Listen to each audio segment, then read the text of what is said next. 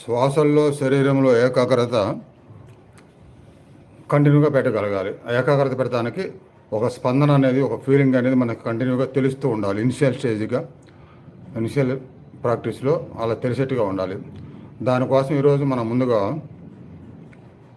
సదంశ ప్రాణాయామ చేస్తున్నాము. దాన్నే కూలింగ్ ప్రాణాయామం అని కూడా అంటారు.